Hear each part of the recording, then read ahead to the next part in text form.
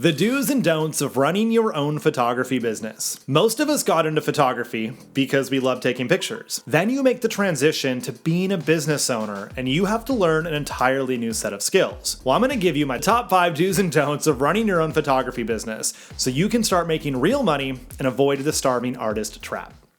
It's showtime.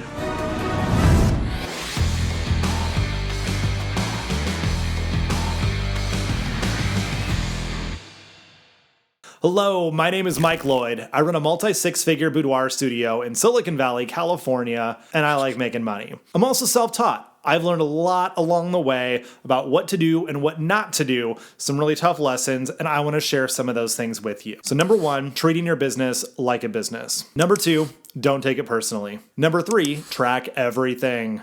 Number 4, don't try to do it alone. And number 5, create systems and templates. All right, so number 1, treat your business like a business. The number 1 role of a business is to make money, period. Businesses make money. And if you don't make money, you just have an expensive hobby. Does that mean you have to sell out and everything's just about the money and screw everybody else? No, that's not what that means at all. Making money and being a good photographer can go hand in hand. They should, if you want to make this sustainable. If you'd rather work a desk job or whatever, and just have this as a hobby on the side, groovy. But you have to get into the mindset of making money. And that means marketing. That means sales. That means charging what you're worth. That means tracking things. It means getting legal and paying taxes, having your licenses, your insurance, all the things that businesses need to do. You can't just shoot, get paid on Venmo, and have a photography business. It's not how it works. Now, how to run a business is an entirely different video. I've got several of them on my channel. One of them is called How to Run a Boudoir Photography Business, and it's pretty darn good if I don't say so myself. So check that one out for more info. But you have to actually treat it like a business. It can't just be a hobby that kind of makes you some money, or you'll never grow, you'll never make real money. Point number 2, don't, and notice I'm alternating the do's and don'ts, don't take it personally. If someone thinks you're too expensive, they don't like your photography, they don't vibe with what you're doing, and they don't book you, great. That frees up the time for you to serve someone who values what you do, likes your photography, and wants to work with you. They're doing you a favor by opting out of your email list, because now you don't have to pay to keep them on there. And by not booking a shoot with you, because you're going to do all that work and spend the money on hair and makeup and all this time for them to not give you money in the end anyway. So they're really doing you a favor, and it's important to understand that. It's not about you. It's like you walk by a restaurant and you're like, I don't like seafood restaurants. That chef inside who makes a phenomenal seafood dish is not going to be upset because you don't like fish. That's just how things go, right? Just like you're not attracted to every single person you see. You're a good fit for some, you're not a good fit for others. It's the same with business. And as soon as you learn to not take it personally, everything gets so much easier. All right, number 3, do track everything. And I mean everything. Now, to me, this is the least sexy part about running a business, but it's super important because it'll keep you in business. And if you really don't want to do this stuff, you can hire someone to do it for you, but it has to get done. What do you have to track? Again, everything.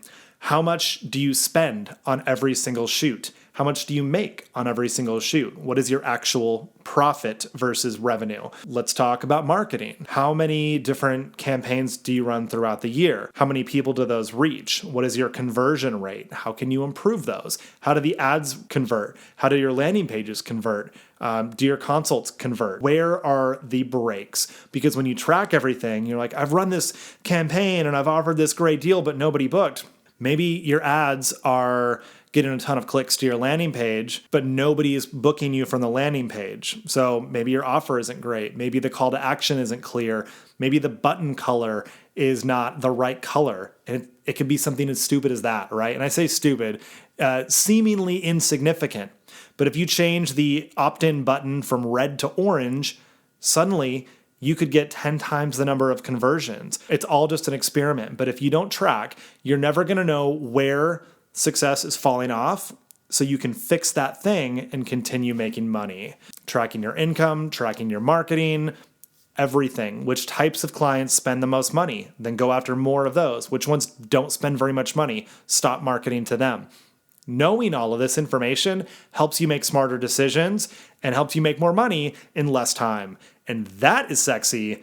Way more, I think, than actually measuring all the things. So I outsource a ton of that. And then I just do the overhead, like management type role where I'm looking at all the compiled data and making smart decisions based on that. But I had to learn to track those numbers to learn to hire the right people, and you'll get there too. All right, number 4, don't try and do it alone. This guaranteed way to burn out. And also, you're just not going to be as good at everything and you won't find the success you need. I do not want to write my own social media content. I'm also not crazy about editing, but those things need to get done. So I outsourced them, took those things off my plate, and I feel so much better day to day because I don't have to sit there and do these tasks that I hate doing. I don't like finances. I have somebody else manage that stuff for me. I didn't start there. I did them in the beginning until I could make enough money to afford to hire somebody else. But outsourcing the things that you really don't like doing and that you're not good at doing early on is going to help you scale, and it's really going to set you up for success. So if you try and do it all alone, it's not going to work. I have a hairstylist and a makeup artist. It does not make sense for me to learn how to do hair and makeup. I can just pay someone else to do it. They're also my assistants during the shoot. That's amazing. And they send me referral business. It's a win for everybody. Again, my social media management, my email marketing, my SEO, all of these things I got good enough at to make money so that I could then pay someone else to do it better. And I recommend that you do the same. And number 5, create systems and templates. This is going to save you so much time, also allow you to easily hire other people. If you find yourself writing the same email more than once, create a template and just copy paste. For example, if you get emails from your website, your contact form, people are like, oh, I love your work. How much does it cost to work with you? Write out your response, save it as a template, and every time you get that response, you're just click, click, send. You're not writing out this whole thoughtful response every single time. All of my pre-shoot reminders, I don't have to look at my calendar and think, oh, I've got to shoot in 7 days. I got to send them their 1 week reminder, their 3-day reminder, their next day follow-up. All of this is saved and automated through my CRM and my email management company. So I write them once and my software handles the rest. Frees up so much of my time to do other things like market, to bring in more business, to actually photograph people. So I have images to sell or just to take a day off. And that's cool too. So these are my top 5 do's and don'ts for how to run your own photography business. 1, treat your business like a business. 2, don't take it personally when people don't book you. 3, do track everything so you know what works and what doesn't. 4, don't try and do it alone. And 5, do create templates and systematize everything. You'll thank yourself for it later. If you want to learn more about running a business, be sure to check out these other videos. I have so much good content here on my channel. I have another video called How to Run a Boudoir Photography Business. That's going to help you get things off the ground. And you can head over to boudoirguild.com if you want a step-by-step walkthrough on how to do all of these things. You're amazing. I'll see you inside.